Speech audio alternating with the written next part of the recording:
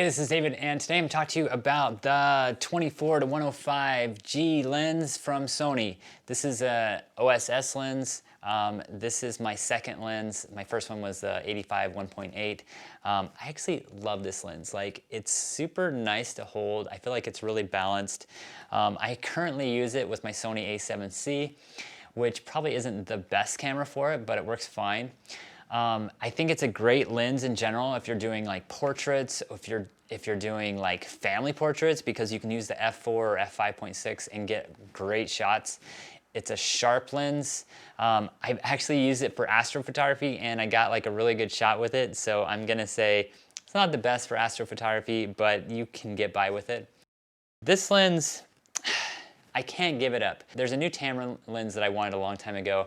It's the 28 to 200 millimeter. It doesn't have the optical stabilization like this lens, and that's the only reason I didn't get it.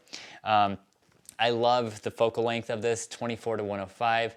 The 24 millimeter for me is like a must-have, but I'm still tempted to get the 28 to 200. It's just like a all-around good lens, but I can't give up this lens because sometimes I shoot video and I want the optical stabilization, and I just like to be able to, you know, not rely on a tripod as much and be able to get as much light as I need. And I feel like this lens can really help with that. In 2022, I think I'm gonna continue just keeping this lens, even though I don't use it as much as a lot of other lenses. Right now for my talking heads, I use my 85 millimeter on my camera.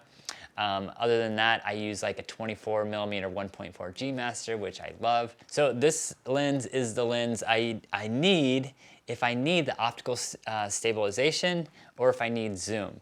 And I feel like that's not the main reason I should be using this lens, because the 70 to 200 is probably going to be a little bit better zoom, or the 100 to 400. But I mean, I feel like this does most of what I need. I mean, I usually don't need to go too much past 105 millimeters. If I'm doing video, this is all I need. Like stabilization and the 24 to 105, and video is like perfectly fine.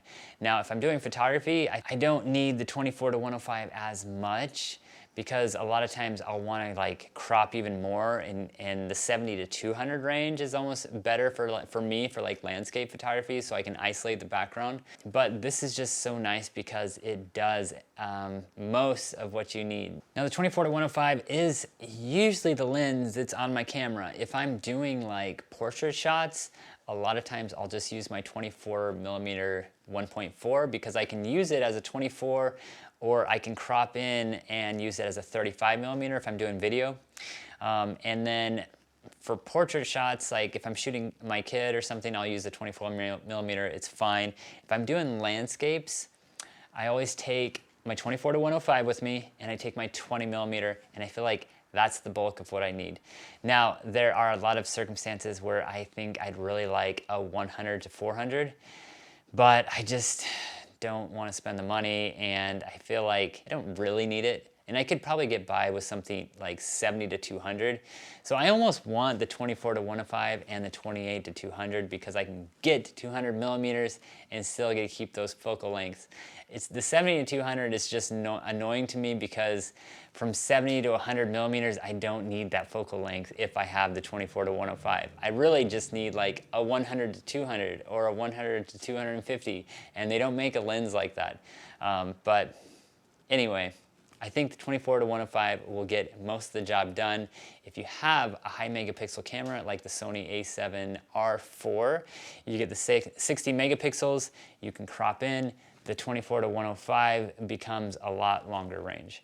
Anyway, I hope you like this video. Please like, subscribe, and I'll see you in the next one. Thanks.